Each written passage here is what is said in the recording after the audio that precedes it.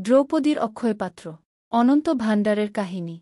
প্রিয় দর্শক, শিক্ষণীয় গল্পটির শুরুতে এটার্নাল লাভ ফর কৃষ্ণ চ্যানেলটি সাবস্ক্রাইব করতে পারেন।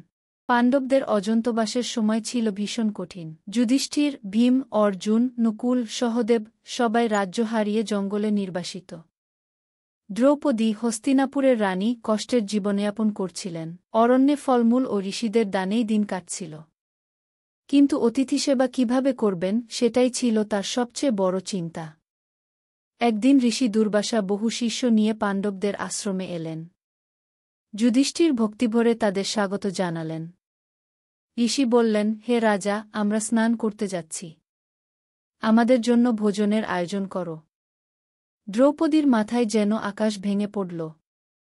বাসনে আর এক দানা ভাতও অবশিষ্ট নেই। হতাশায় তিনি কৃষ্ণকে ডাকলেন, হে মাধব, আমাকে রক্ষা করুন। যদি ঋষি ক্ষুধার্ত হয়ে ফিরে আসেন তবে তার অভিশাপে আমরা ধ্বংস হব।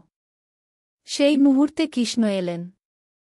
হেসে বললেন, দ্রৌপদী, কিছুই নেই তোমার কাছে? তিনি কাঁদতে কাঁদতে বললেন, প্রভু, বাসনে শুধু একটি দানাই রয়ে গেছে। কৃষ্ণ সেই দানাটি খেলেন ও তৃপ্তির সঙ্গে বললেন, আমি তৃপ্ত, বিশ্বতৃপ্ত। তখনই দুর্বাসা ও তার শিষ্যরা নদীতে স্নান করছিলেন। তাদের মনে হল যেন ভোজ শেষ করে এসেছেন। ক্ষুধা মিটে গেল। ভয়ে তারা আর ফেরেননি। এরপর সূর্যদেব দ্রৌপদীকে দিলেন অক্ষয়পাত্র, একটি ভাণ্ডার, যা প্রতিদিন অসীম আহার দেবে, কিন্তু কেবলমাত্র দ্রৌপদী ভোজন করার আগে পর্যন্ত। এইভাবে অতিথিসেবা আর কখনো ব্যাহত হল না। দ্রৌপদীর ভক্তি ও বিশ্বাস মহাকাব্যের ইতিহাসে অমর হল। শিক্ষণীয় কথা। সত্যিকারের ভক্তি ও বিশ্বাসী ঈশ্বরকে আহ্বান করতে পারে। অক্ষয়পাত্র শেখায়, ভালোবাসা ও সততার সঙ্গে সেবা করলে ঈশ্বর সর্বদা রক্ষা করেন।